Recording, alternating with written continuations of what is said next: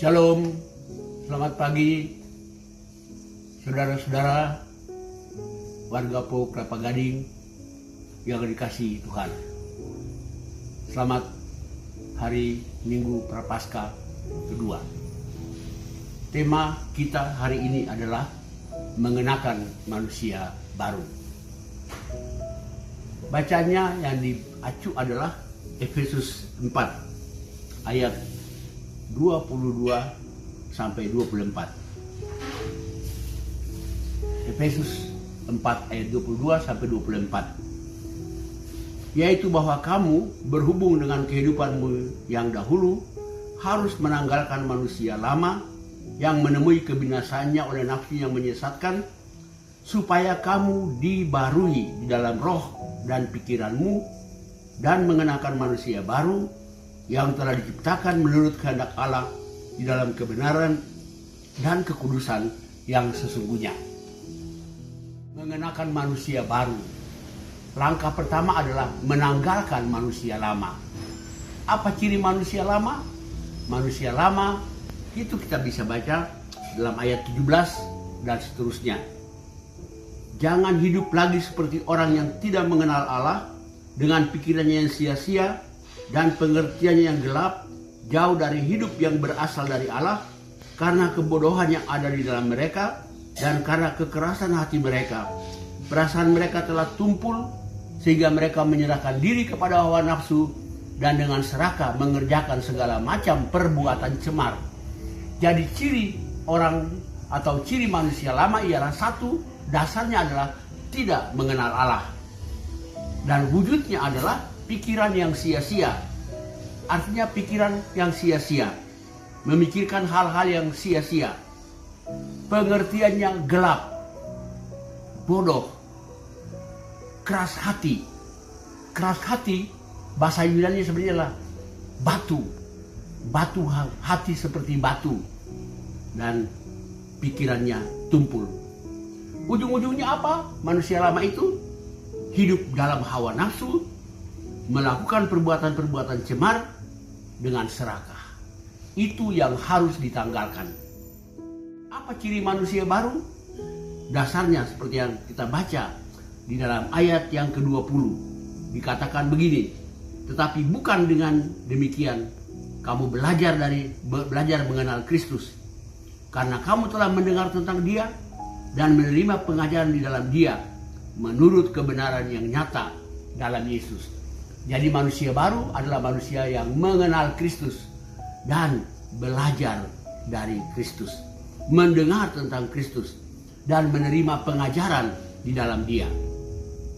Hasilnya apa? Dibaharui dalam roh dan pikiran. Jadi pertama-tama manusia baru itu dibaharui dalam roh dan pikiran. Roh adalah unsur dari manusia yang memungkinkan manusia mencari Allah, berjumpa dengan Allah. Pikiran adalah bagian dari jiwa yang membuat manusia mengerti akan apa yang terbaik dalam hidupnya. Jadi pikiran merupakan pintu untuk masuk ke dalam roh. Pikiran yang dibaharui akan membuka pintu bagi roh yang dibaharui.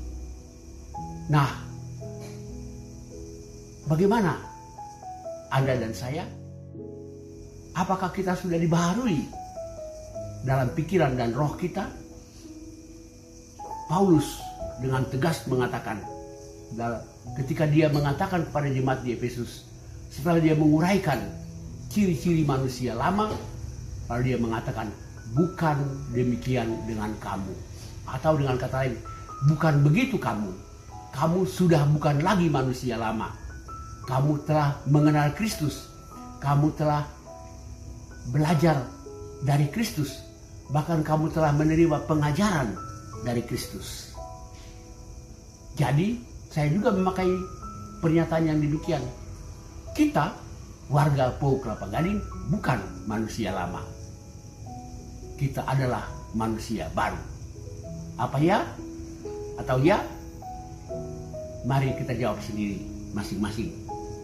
Oleh karena itu, marilah kita merenungkannya.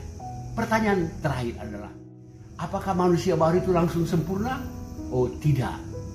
Mari kita baca Kolose 3 ayat 9b dan 10a.